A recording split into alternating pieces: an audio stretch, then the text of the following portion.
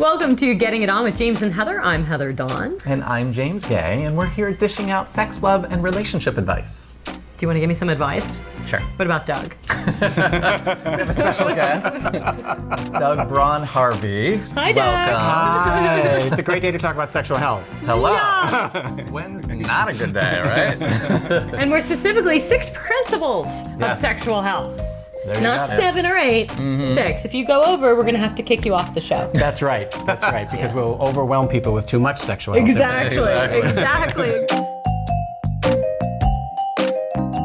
You wrote a book, which is Treating Out of Control Sexual Behavior, Rethinking Sex Addiction, and your co-author is Michael Vigorito. Yes. Say that yes. 6 times fast. Right. Vigorito. 6 is the number.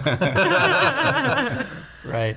Yeah, actually, this book is a approach to working with is typically, I mean, your viewers are going to think of as sex addiction. I mean, that's really what they're going to call it. That's what they're going to think this is about. Yeah. But this is that's why we call it Rethinking Sex Addiction as a subtitle, is that for the last 30 years, pretty much any time there's been what we call out of control sexual behavior, everybody calls it sex addiction. You know, I mean, it's like the God forbid it should be having spontaneous fun. right. Or perhaps a moment that requires conversation. There you go. You know, rather than a label for a disorder. Yes. Right. Some self-reflection, where does this come from, that kind of stuff.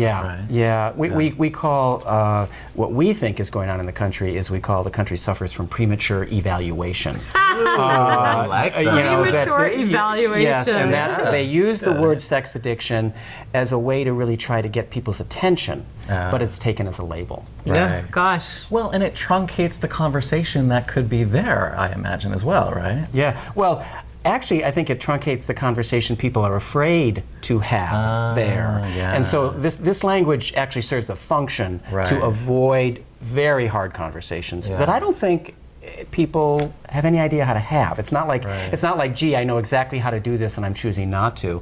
I don't think people really know how to have this conversation, and that's why we use these 6 principles of sexual health as a way to kind of organize how to think about this. Nice. So let's talk about that. Consensual is one of the first principles, right? Well, what we like to say is it's the most fundamental principle of sexual health in the world, that you can go to any country in the world, any system of government, and some definition of when sex is consensual is defined. Great.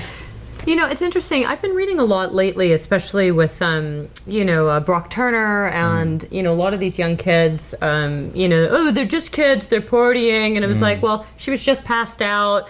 And the counter argument to this, and I'm not saying whether I agree with it or don't, I just find it fascinating, is that they're sitting here going, well, these kids are afraid now to explore their sexuality. They're afraid to fool around. There was even an article saying that this generation of millennials is having the least amount of sex compared to other generations because they're afraid. Yeah. And I don't know really what to say or to do about that, because on some levels, look, we all went to some type of college, whether, high level, low level, and there was definitely lots of partying. But at what point is it like too much talking? At what point is consensual? I guess I was trying to understand the other end of the argument where you take out any or all of the sort of part of just being, fun and spontaneous, when you always have, can I do this and can I do that and can I do this? But I think that for me there was just a general rule of, if somebody's inebriated, can I, could I, should I, you know what, let's just pass and wait till you're sober. That would be me in my judgment. But these are kids now that are sort of experiencing some of this. Well, a couple things. I don't think it helps to call them kids. Yeah. When somebody's 18-year-olds in the United States, they have the full responsibilities of an adult to conduct a sexual relationship. Okay, so that's they're not children, they're not kids. These are adults. Fair. But this is an adult generation that was raised with abstinence only. So from a sexual health perspective, they got half the conversation. Let's talk about all the things you should be frightened of. And let's make sure you only have sex when it is going to be approved of by somebody else, not by when you would want it, or it might be pleasurable, or it might be you might be ready for it or not. And so actually this generation is really, I think, showing us what happens when you spend their entire childhood talking about how sex is scary. And so they don't have the skills to negotiate pleasure and to talk about not being exploitive and how do I be honest with you. Right. This is a generation that, to be honest, risked rejection because if they were honest, gee, I'd love to have sex with you, that would mean you're somehow going against the values of society, what you were taught, and the whole power equation between engaging in sex has changed.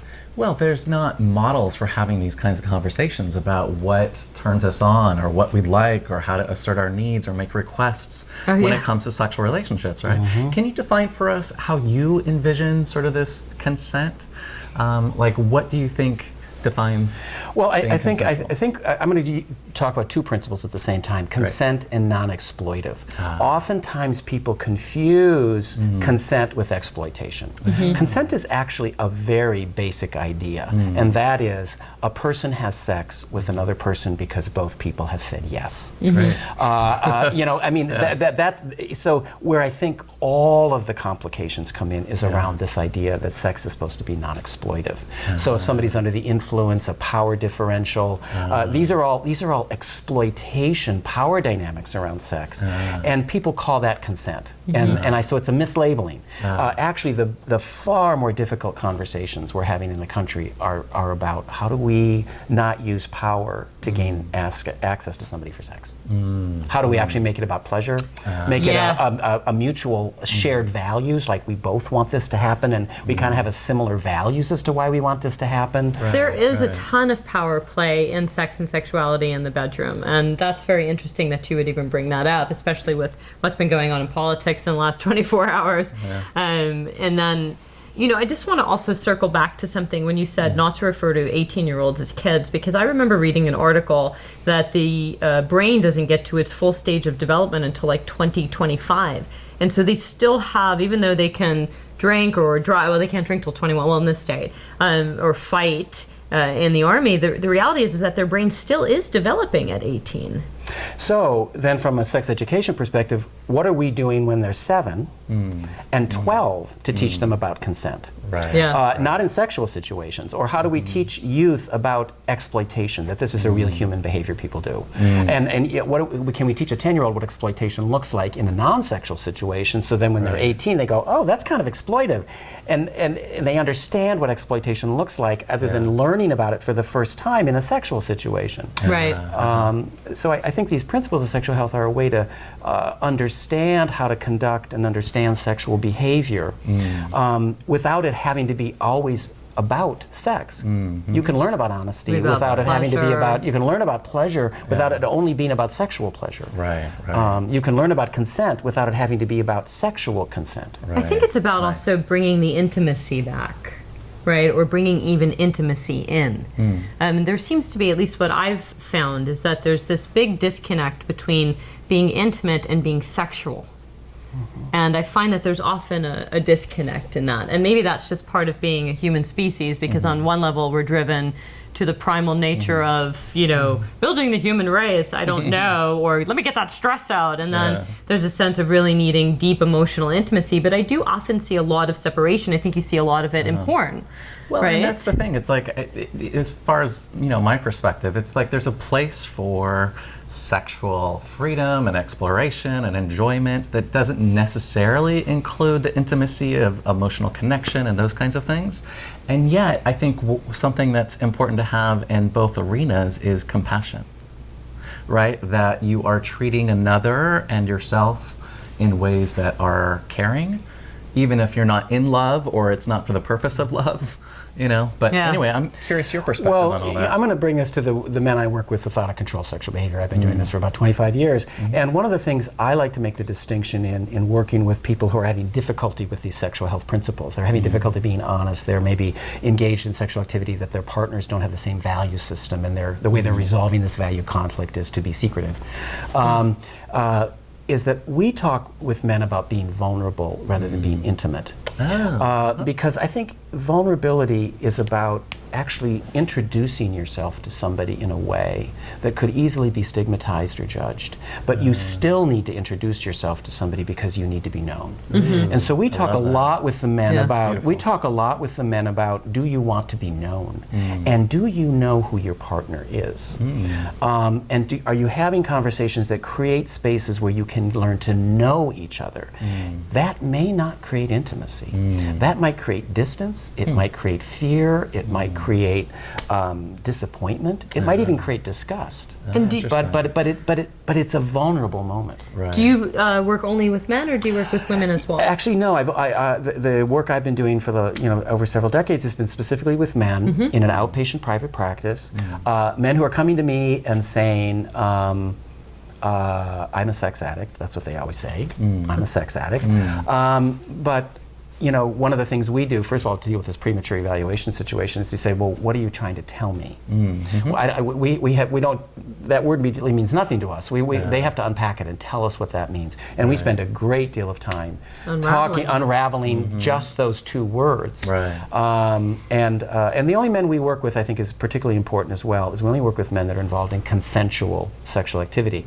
So the sex addiction field oftentimes will merge people who are involved in sex offending behavior with clients who are involved only in consensual behavior that might be out of control, and they're in the same treatment program. And let me ask a question before I forget, which is, I'm sure that some people feel like, just like the label sex addiction can be pathologizing, so can out of control sexual behavior. So how did you come about choosing those words, and how is it maybe less pathologizing? Well, if you define pathologizing as calling something a disorder or a disease, sex addiction is really promoted as an actual disorder, a condition that is a pathological state that needs treatment, an addiction, let's say. Right. Out of control sexual behavior is in the spectrum of sexual worries, problems, and disorders. Out of control sexual behavior is a sexual problem. So we don't see it as in any way having a diagnostic threshold. We don't see it as something that is really a condition that is diagnosable as a disorder. How we define out of control sexual behavior is it's the felt sense of the person feeling that their urges, thoughts, or behaviors feel out of control to him. It's a subjective experience that the individual has the right to report that they want help with. So they're not being labeled from the outside by somebody else, or power outside. No, they're saying, for whatever reason, my experience in my body, in my feeling state, in my behavior is, I just don't feel in control. And that's a problem when we don't feel in control. Okay. Is that a disorder? We don't think so. Yeah. And I forgot what I was going to ask you. So Sorry. No, it's fine. You do it to me all the time. I gotta weave my way in there. I like your honesty. Number 3. Yes. If I remember the question, I'll be sure to let everybody know, but at this moment, it's completely disappeared from my head. 6 principles of sexual health. Number 1, consensual. Number 2, non exploitive. So, number 3. It's really, this is really what everybody in the world thinks sexual health is. You don't have an unplanned pregnancy. And you don't get a sexually transmitted infection. Of course not. Prior to the mid-1970s, that's what sexual health was. Right. So basically, don't get knocked up, don't get the clap, and you're good to go. Yeah. That was sexual health. Standard. That was it. Yeah. So actually, only in the last 35 years have we really began to think there's so much more to sexual health than just avoid these negative sexual health outcomes. But it is important if you're going to have sexual health that you do need to have a good plan for contraception if contraception is an outcome of sex you want. You need to have a plan to avoid transmitting a sexually transmitted infection or obtaining one if that's what you want. And so it's still an important standard to put in the sexual health principles as fundamental. But all these other 5 words are really the expansion. When you say sexual health, also, I'm assuming you mean, I don't want to actually assume anything, but do you mean both physical and mental health? Actually, sexual health is its own form of health. The World Health Organization used to think health and well-being for human beings meant 3 things. You had mental health, physical health, and a kind of spiritual or existential sense of well-being. Those three were the kind of, then if you're in good order, you've got good health. It's only been recently that the World Health Organization said there's a fourth pillar of health in the world, and that fourth pillar is sexual health. Well, thank God. What kind of enjoyable. Well, what it really means is, if you're going to have health, your sexual health is on par with mental health, physical health, and your spiritual or existential well-being. Great. That's a big statement. It is. Yes. And an important one. Yeah. It's not a detail Right. to have sexual health. I mean, just a statistic that's just interesting to be aware of. A third of all women's health problems on the planet are specifically attributable to sexual health problems. Wow. 1/3 of women's health problems. Something. So I mean, so we need to be talking about this, thinking about having the kind of conversations we're having right now. Well, Right. what is it they used to do when women weren't really allowed to have sexual pleasure at all? Oh, they'd go to the doctor and they'd get masturbated. Right, that was in the 20s and in the late teens. Yeah. Right. They would Well, go to the theory was Road to Wellville. hysteria. Hysteria, the right. womb was loose in the body, and you had to masturbate a woman to orgasm to remoor her uterus into her body. Oh, Of course. wow. Wow. Right after that, then we put amazing. leeches on to make sure that the blood is flowing properly. Well, you know, what I love about this, what you're doing right now, is you're pointing out how throughout history we have thought we knew exactly what we did Yeah, but about you learn sex. as you go, man. And this is why we use the term out of control sexual behavior rather than sex addiction. We don't, this is such, to redefine. This is a human behavior we don't know enough about. And to actually say it's a disorder, it's an addictive process, and this is the way to treat it, I think is assuming we know a lot more than we do. Right. Yeah. Well, and sex addiction as a diagnosis kind of came around around AIDS time, right? As a reaction. It also response to- came about, we just had a summer institute with ASEC where we talked about this. His story is also none of the mental health fields, including the sex therapy field, wanted anything to do with talking about how sex has negative outcomes. They didn't want to deal with sexual abuse. They didn't want to deal with sexual assault and rape. And they didn't want to deal with out-of-control sexual behavior. Too touchy, too... No, it was a threat to the sexual liberation movement. If you focus on how sex Those hippies harms worked people, so hard. that's right. And it was They a let very the hair grow. They worked Yes. so hard to get us liberated. That's right. And back then, it was a real threat. And then all you added on top of that was HIV. And it was like, we can't focus on the negative, harmful effects of sex. We have to protect the territory we just gained. And so the sex addiction field actually grew out of a void nobody else wanted to talk about. Oh, fascinating. Fascinating, that's right. Wow. So, number 4, you talk about a degree of honesty. Why a degree? Well, because everybody likes to think honesty is an either-or issue.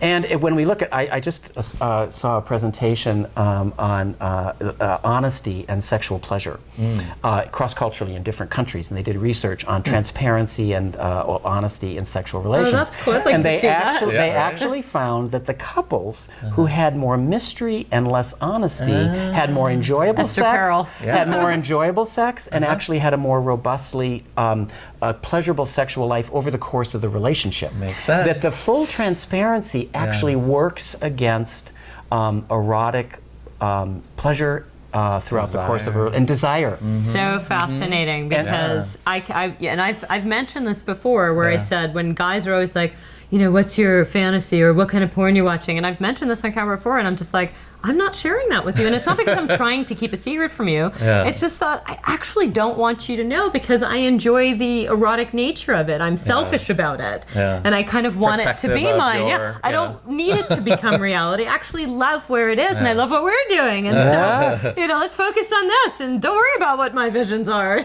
So you're a great example of how you protect your right to pleasure. Oh, yeah. By having clear boundaries of honesty, and we use the distinction between secrets and privacy. So our sexual life is alive because we have certain areas of it that are private just for us. Nice.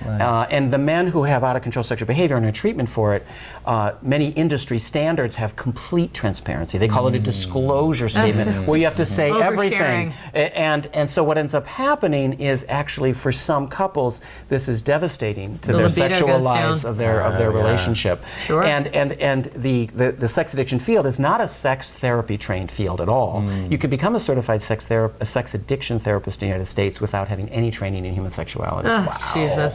So this sort of full honesty works against the erotic charge of many couples, even when the sex has been out of control and has caused hurt and injury. So when you're saying a degree of honesty, there's honesty in terms of what the relationship agreements are, what is, what you want to share, what you don't want to share, like you were saying. And I would also assume that the only thing that I need people to be dead honest about, and I am always dead honest about, which is, have you been recently tested? Are you telling me the truth? So much so that I'm happy to go and give you a second inspection with a flashlight. I'll make it erotic. But it's just like, I've learned that people do lie, right? Like, I'm so honest that I'll be like, I can pull up my test results in the closet here if you need to know about that, assuming I'm not in a relationship. Let me give you a different way of thinking about how people lie. Because how I like to think of it is that honesty competes with pleasure.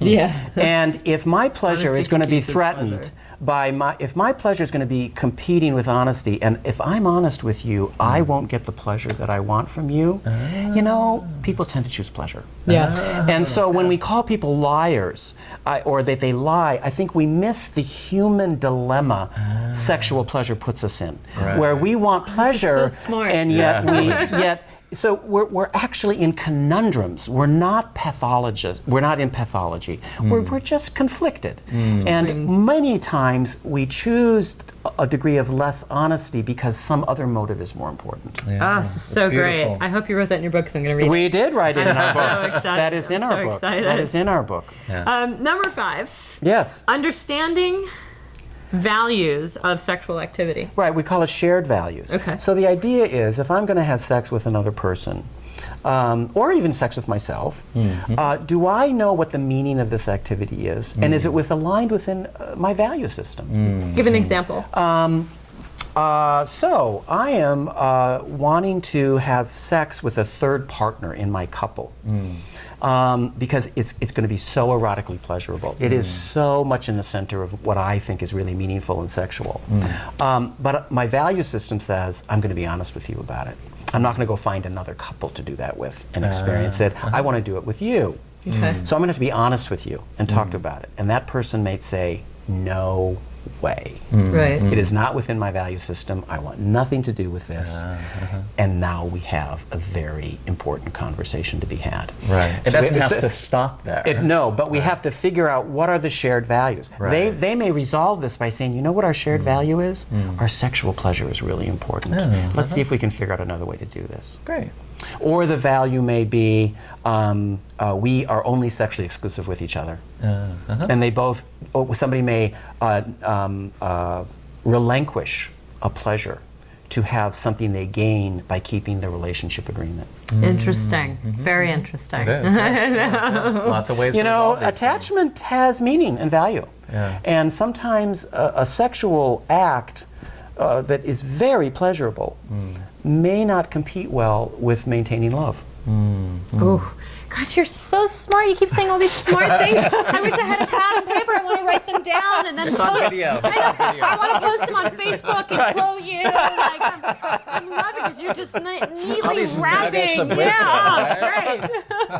Well, I think what I'm hearing you respond to is, you can hear how even as sex therapists or people in sexuality, we strive to have simple statements to describe human dilemmas. Sure. And so I listen for that in wherever the dialogue is. How can we find the human dimension of an honorable attempt to solve a difficult problem? And I just want to say, too, I think the other thing, simple, yes, but you're not blanketing, like sex addiction. It's not a blanketing, as we've teased ourselves about, or if I tease my, but you're simplifying something and you're making it pontificated, like it's just very, very concise. It's not blanketed. And there's compassion. There's recognition of the dilemma without having to shame it and blame it or put it down, or Well, I really appreciate you saying that, because I think that's a big division right now in this idea of whether we call it a sex addiction or now out of control sexual behavior, is the role of shame. Sex addiction has relied upon people's feeling very shame about what they've done sexually as a motive to change. When we study people with addictions carry a lot of shame. And so we really try to steer clear of your sexual life having to be about shame. We're more interested in how your sexual life has been a strategy to solve dilemmas. And maybe, you know what, you haven't solved some of them so well. Yeah. There's a better way. Yeah, there's better ways. That feels better. That feels better. Right? And the reality is, I mean, what adults have been trained in solving difficult sexual dilemmas? Right, I mean, right, I mean, so, I mean, there's been some decent books, but most of them pursue, like I said, usually physical pleasures. They don't really integrate the body with the mind. Yes. That seems to be a lot more recent. Yep. Number 6, just getting a 6th principle in for us. Well, we know, as I like to say to people, you're having a sexual health conversation when you talk about pleasure. There you go. Because sexual health is about the tension between safety and pleasure. Ooh. Sex has to have safety and sex has to have pleasure. And they are in a tension-filled relationship. It's never calm there. And so how does one, you have to know you have a right to pleasure in order to engage in that tension-filled dynamic between safety and pleasure. And because we are such a culture that doesn't want to talk about sexual pleasure, doesn't want to have a right to sexual pleasure. I mean, just on a side note, the Center for Disease Control just wrote their most recent definition of sexual health. And? They took out the word pleasure in the definition of sexual health. No, yes. So if you read the Center for Disease 2011 definition of sexual health, the word pleasure's not in there. So basically, go to your urologist and go to your gynecologist, and if the bits and pieces are working, don't worry about the software. Right. Yeah. We've got a pill. Oh my. That's not going to work. So the right to sexual pleasure is fundamental to the idea of sexual health. You can't really have a sexual health conversation without always knowing where the pleasure is and where is the conflict with the pleasure. Because that's really the central narrative of sexual health: safety and pleasure and finding a balance. Wow. Thank you. Such words of wisdom. I know. I can't wait to rewatch the episode and take notes. A few times, right? I know. Well, you ask great questions, and I hope the people watching have had a moment as well, where maybe you sat there and thought, wow, I want to think about that. And I would really encourage you to make space for having that thought, because we don't give a lot of space for our own contemplation of our sexual health. Awesome. Well, now, for lay people, can they read your book? Where are you at in terms of... The book, Treating Out of Control Sexual Behavior, is for therapists to help men who are coming to their offices to deal with out of control sexual behavior. We are writing, right now, we are writing a book for the consumer that's the complementary book. For the man himself could read this book, and most of the book is about these 6 sexual health principles. I was about to say, that would be the broken down version. And really helping them figure out, is my sexual behavior out of control? The book is really to prevent premature evaluation. So that's what our second book is. That's what our book's going to be about. I'm going to prematurely evaluate this episode. It rocks. Love it. Thank you so much. Where can we find you? Web? You can find me on the web at theharveyinstitute.com. And that's Harvey, yeah? Institute.com. Cool. Great. Yeah. Thank you so much, Doug. Thank you for having me. I appreciate it. My pleasure. And check in with us. You can go to the jamesandheathershow.com, where all of our information, our podcast, his podcast will be there soon. We're on iTunes, we're on Facebook, and we're James Heather Show, SHO. James Heather Show on Twitter. Send us your questions. Yeah, and email us. We want to hear your questions and comments about this episode. It's hosts@thejamesandheathershow.com. He wants to hear your questions. I want to hear. Give us your topics, your questions. I got things to do. I'll fill her in on it. Thank you very much. Bye. Thank you.